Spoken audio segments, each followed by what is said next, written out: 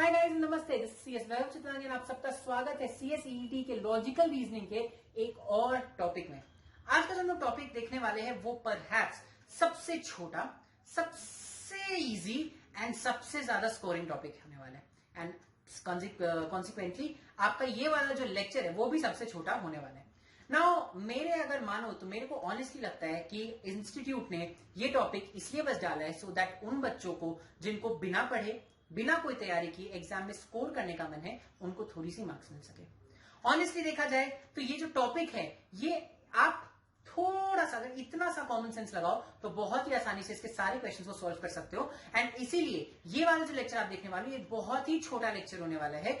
Max to max 10 to 15 minutes का lecture होगा ये, जहां पे हम पूरे टॉपिक को खत्म कर लेंगे। ठीक है ना? इतना इजी क्या टॉपिक है, चलिए देखते हैं। आज का जो हम टॉपिक देखने वाले इस टॉपिक का नाम है लॉजिकल सीक्वेंस। जब आपकी सिलेबस में हम ये टॉपिक देखे थे लॉजिकल सीक्वेंस, तो मेरे को लगा था अरे वाह, मतलब काफी इंटरेस्टिंग सा कुछ होने वाला है। बट अनफॉर्चुनेटली आप अगर अपना मॉड्यूल खोल के देखो तो इससे ज्यादा सिंपल, इससे ज्यादा इजी चीज कुछ नहीं हो सकता। ये इसमें हम लोग पढ़ते क्या है, ये वाले टॉपिक में हमें ना कुछ वर्ड्स दिए जाएंगे। ठीक है, आपको वो वर्ड्स को एक पर्टिकुलर लॉजिकल सीक्वेंस में अरेंज करना है। अब वो लॉजिकल सीक्वेंस कुछ भी हो सकता है। फॉर एग्जाम्पल हम आपको बोल दिए wake up, go to school, get ready, come back from school, sleep। ना आपको पता है वेकअप करने के बाद गेट रेडी होता है, देन गो टू स्कूल होता है, कम बैक फ्रॉम स्कूल होता है, स्लीप होता है। तो आपको ऐसे पांच कोई भी वर्ड्स दिए जाएंगे, आपको उनको एक लॉजिकल सीक्वेंस में अरेंज करना है। आप एक एग्जांपल देखोगे ना आपको समझ में आ जाएगा। For example death, marriage, education, birth and funeral. Death मतलब किसी की मृत्यु, मैरिज मतलब किसी का शादी होना, एजुकेशन मतलब अपना जो अभी अपने फेज में गुजर है पढ़ाई लिखाई वाला फेज, उसको बोलते हैं एजुकेशन। बर्थ मतलब किसी का जन्म लेना, एंड फ्यूनरल मतलब मरने के बाद का जो पूरा प्रोसेस होता है उसको फ्यूनरल बोलते हैं ना। आपको इसमें लॉजिकल सीक्वेंस क्या लग रहा है? लॉजिकल सीक्वेंस मतलब क्या चीज सबसे पहले आएगा एंड उसके बाद क्या आएगा, उसके बाद क्या आएगा, इस ऑर्डर में आपको अरेंज करना है। सबसे पहले क्या आएगा एंड सबसे एंड में क्या आएगा, वो लास्ट में आएगा। ये होता है लॉजिकल सीक्वेंस। सबसे पहले जो आएगा वो सबसे पहले, फिर उसके बाद, फिर उसके बाद, फिर उसके बाद, एंड जो लास्ट में, एक्सक्यूज मी, जो लास्ट में आएगा वो एकदम लास्ट में जाना चाहिए। ये है लॉजिकल सीक्वेंस। तो इस क्वेश्चन में अगर आप देखो तो सबसे पहले आएगा बर्थ, फिर आएगा एजुकेशन, फिर आएगा मैरिज, फिर आएगा डेथ एंड फिर आएगा funeral. So the correct sequence is 4 3 2 1 5, right? 4 3 2 1 5 होना चाहिए। यह आंसर गलत है। 4 3 2 1 5 ही इसका सही आंसर है, बिकॉज 4 3 2 5 1 हो नहीं सकता, दैट्स प्रैक्टिकली इम्पॉसिबल। ठीक है, so the correct answer is option number C. Correct answer is option number D, 4 3 2 1 5। यहां पे गलत दिया गया, ऑप्शन सी गलत है, ऑप्शन डी सही आंसर है। आपको समझ आ रहा है क्या होने वाला है? सो ऐसा आपको कोई भी 5 वर्ड्स दिए गए, आपको बस एक लॉजिकल सीक्वेंस में उसे अरेंज करना है। जो चीज सबसे पहले हुआ वो सबसे पहले, फिर उसके बाद वाला, फिर उसके बाद वाला, फिर उसके बाद वाला, फिर उसके बाद वाला, एंड लास्ट में लास्ट वाला। ठीक है, चलिए देखते हैं फटाक से इसके कुछ questions and will be done with this chapter. इसमें कोई ट्रिक नहीं है, कुछ भी नहीं है, बस क्वेश्चंस है वो आपको सॉल्व करना है। पहला क्वेश्चन, राजीव गांधी, नरेंद्र मोदी, लाल बहादुर शास्त्री, अटल बिहारी वाजपेयी एंड जवाहरलाल नेहरू, इनको आप एक लॉजिकल सीक्वेंस में अरेंज करोगे। नाउ सबसे पहला स्टेप होता है ये पता करना इनके बीच में कॉमन चीज क्या है। तो यहां पे थोड़ा आपका जीके यूज होगा। जिन लोगों का जीके स्ट्रांग है, जिनको थोड़ा बहुत नॉलेज अबाउट आवर कंट्री, उनको ये चीज पता होगा कि ये पांचों हमारे प्राइम मिनिस्टर रह चुके हैं। Rajiv Gandhi ji was our prime minister in 1980s, towards the latter half of 1980s। Narendra Modi ji is our current prime minister. Lal Bahadur Shastri ji was the second prime minister of India. Atal Bihari Vajpayee was the prime minister for a very short duration around 1997-99. And last is Jawaharlal Nehru. He was the first prime minister of India.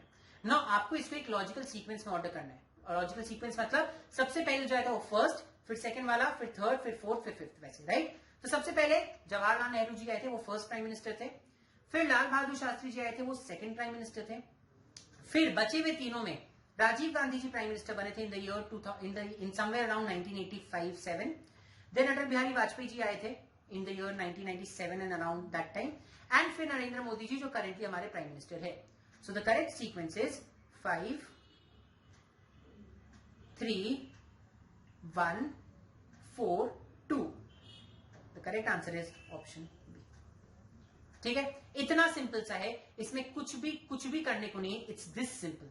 ठीक है, चलिए देखते हैं फिर second वाला। Second में जो आपको वर्ड्स दिए गए वो है की, accelerate, gear, engine and door. Now आपको पता लगाना है इसमें कॉमन क्या है। नाउ की, accelerate, gear, engine and door, अगर आप थोड़ा सा दिमाग लगाओ या अगर आप गाड़ी चलाते हो तो आपको पता हो ये पांचों एक गाड़ी में आपको मिल सकता है। नाउ देखते हैं क्या सीक्वेंस आएगा। अगर आप गाड़ी चलाने बैठो तो सबसे पहले आपको डोर खोलना पड़ेगा, उसके बाद आप उसमें चाबी लगाते हो, फिर आप इंजन स्टार्ट करते हो, फिर आप गाड़ी को गियर में लगाते हो एंड लास्ट में आप गाड़ी को एक्सेलरेट करते हो। राइट, यही करेक्ट ऑर्डर है। So the correct order should be 5 1 4 3 2। The correct answer is 5 1 4 3 2 which is option number D. इतना इजी है ये टॉपिक, इतना इजी है टॉपिक कि इसमें अपने को ज्यादा दिमाग लगाने का है ही नहीं। इसमें कुछ नहीं करना है, बस आपको जो वर्ड दिए गए उसको एक लॉजिकल सीक्वेंस में अरेंज करना है। नेक्स्ट, ये आपके काम की चीज है, बहुत इजी है, आप खुद से भी सॉल्व कर सकते हो। एक बार ट्राई करो and then we'll discuss. So yes, यहां पे जो क्वेश्चन के वर्ड्स है वो है executive, class 10th, professional, CSEET and class 12th। अगर आप ध्यान से देखो तो ये आप एक लॉजिकल सीक्वेंस है कैसे जाओगे। एक स्टूडेंट जो CS कर रहा होता है वो कौन कौन से एग्जाम्स किस ऑर्डर में देता है। सबसे पहले आप क्लास 10th का एग्जाम देते हो, फिर आप क्लास 12th का एग्जाम देते हो, फिर आप CSEET दोगे, उसके बाद आप क्लियर करके एग्जीक्यूटिव में जाओगे, एग्जीक्यूटिव दोगे एंड लास्ट में आप प्रोफेशनल दोगे। Right, so the correct order is 2 5 4 1 3। 2 5 4 1 3 is the correct answer, option number B. ठीक है, इसके बाद आता है अपना नेक्स्ट वाला जिसमें आता है district, village, state, continent and country. ठीक है, मैं यहां पे आपको पता लगाना है कौन सा सबसे छोटा है, फिर उससे हम लोग सबसे बड़ा पे जाएंगे। सबसे छोटा कौन सा होता है, फिर उससे बड़ा, उससे बड़ा, उससे बड़ा, उससे बड़ा। तो सबसे छोटा होता है एक विलेज। कुछ विलेजेस मिलके एक डिस्ट्रिक्ट बनाते हैं, बहुत सारे डिस्ट्रिक्ट्स मिलके एक स्टेट बनाते हैं, बहुत सारे स्टेट मिलके एक कंट्री बनाएंगे एंड बहुत सारे कंट्रीज मिलके एक कॉन्टिनेंट बनाते हैं। बहुत सिंपल था। So the correct answer is 2 1 3 5 4, option C. And I think ये लास्ट क्वेश्चन इस टॉपिक का जो हम लोग देखने वाले हैं, apple, rabbit, clothes, door and table. Apple मतलब कि एक सेब, रैबिट मतलब एक खरगोश, क्लोथ्स मतलब हमारे कपड़े, डोर मतलब एक दरवाजा एंड टेबल मतलब एक टेबल। आई डोंट नो उसको हिंदी में क्या बोलते हैं, टेबल। ठीक है, आपको इसको एक लॉजिकल सीक्वेंस में करना है। नाउ सबसे पहले हम लोग खोजते हैं लॉजिक इनके बीच में। तो अगर आप देखो ध्यान से तो ये जो पांचों लेटर्स है, पांचों वर्ड्स है, पांचों वर्ड्स आर कंप्लीटली अनरिलेटेड। इनके बीच में कोई रिश्ता नाता नहीं है, पांचों के पांचों अनरिलेटेड है, कोई आपसी संबंध नहीं है। तो फिर आप किस सीक्वेंस में इनके अरेंज करोगे। ठीक है, एक सीक्वेंस जिसमें आप अरेंज कर सकते हो वो है अल्फाबेटिकल ऑर्डर। कोई रिश्ता नहीं होने के बाद भी वर्ड्स तो अल्फाबेट से ही स्टार्ट होते हैं ना, तो आप उसको अल्फाबेटिकल ऑर्डर में ट्राई करके देखो अरेंज करने का, क्या आपको सही ऑप्शन मिलता है। तो अल्फाबेटिकल ऑर्डर में जाएंगे तो एप्पल सबसे पहले आएगा, फिर क्लोथ्स आएंगे, फिर डोर आएगा, फिर रैबिट आता है एंड फिर टेबल आता है। Right, Apple, clothes, door, rabbit, table. क्या हमारे आंसर्स में ऑप्शन है ये वाला 1 3 4 2 5? यस, ये है। So the correct answer is this only. So जरूरी नहीं है कि आपको हमेशा जो रिलेशनशिप है वो ढंग से बता दें, लोग एकदम क्लियर कट बता दें। कई बार आपको खुद से भी पता करना पड़ सकता है, उसके लिए आपको बहुत ही ध्यान से क्वेश्चन पढ़ना होगा। बट देन ओवरऑल ये जो टॉपिक है बहुत बहुत बहुत इजी टॉपिक था। आपने देखा 10 मिनट में हमारे टॉपिक पूरा खत्म हो गया। इससे एक क्वेश्चन भी आ जाए तो आपका वो स्कोर करना तो एकदम डेफिनेट है। ठीक है, तो इसी के साथ हमारा आज का ये वाला लेक्चर भी होता है खत्म। अपने मिलेंगे नेक्स्ट लेक्चर में with a very very very simple topic again. इतना सिंपल नहीं, थोड़ा सा इससे टफ होगा, but it will also be a very simple topic. ये आज का जो टॉपिक था, बिकॉज ये आपकी बुक में दिया गया था, मॉड्यूल में दिया गया एज अ डिफरेंट टॉपिक, इसलिए हम इसको अलग से लिए। But I am pretty sure ये आपके लिए बहुत इजी था, केक वॉक था, इससे डिफिकल्ट कुछ नहीं, इससे इजी कुछ नहीं हो सकता। So I think yes we are done with this topic. अपने मिलते हैं नेक्स्ट टॉपिक के लिए, तब तक के लिए आप अपना ख्याल रखिए, हंसते रहिए, खुश रहिए एंड धन्यवाद।